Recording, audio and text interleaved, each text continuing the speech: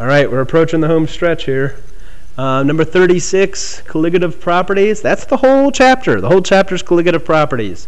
Vapor pressure changes, boiling point changes, freezing point changes, osmotic pressure. All of these are colligative properties.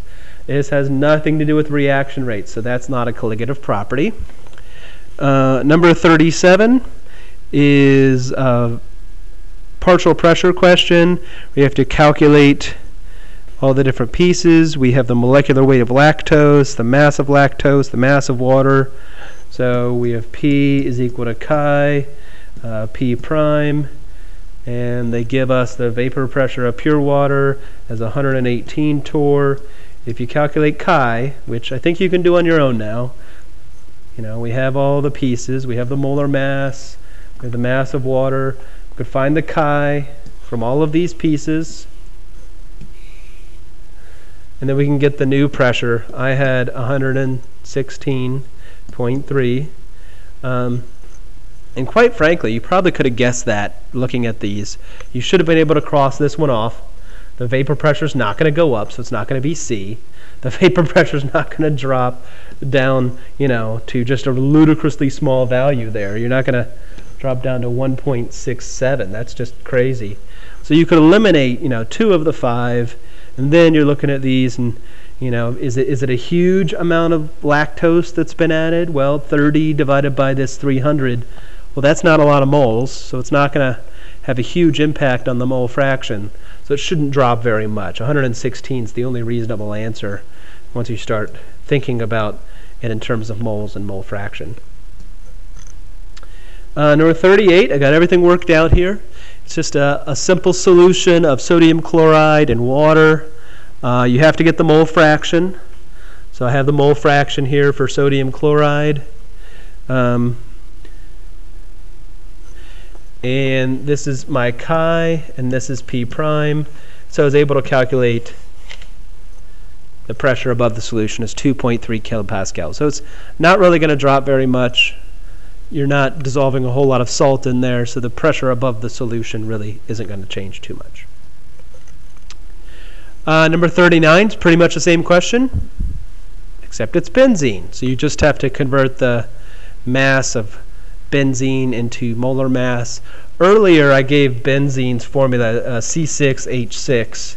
I forgot to include it in this question. And there's a typo right here. This should have been actually 20 degrees Celsius. You wouldn't want the temperature to change. That messes everything up. But benzene's formula should have been given in here. I apologize for that. But it's just chi and P prime again. The last one is the only question I have in here that's I got 2 volatile liquids. Water we don't usually think is volatile because it's, we tend to apply this definition of dangerous to volatile, but volatile just really means it goes gaseous, and water definitely will turn into a gas. So we have the pure vapor pressure and the chi. Again, that's really half the work, and the problem is calculating chi, changing these masses into moles, and then just determining the mole fraction of everything. So the mole fraction of the water would have been the moles of water over moles of water and the moles of benzene added together. Sorry, I just went off the board. And that's how I calculated the moles of the chi for water. I would do the same thing except for benzene. And then after you've got their pressures, in solution, you can just add them together, kind of like it's a Dalton's law partial pressure question. And you can add these pressures together, and I have, this is 3.78 kilopascals.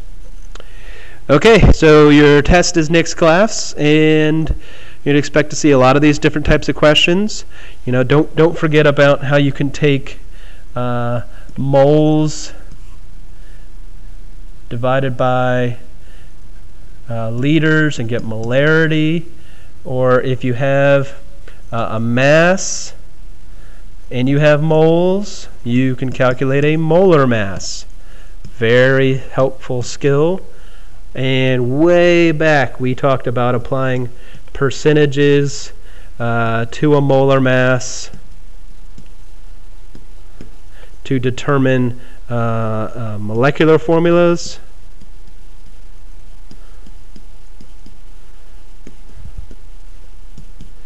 and even empirical formulas.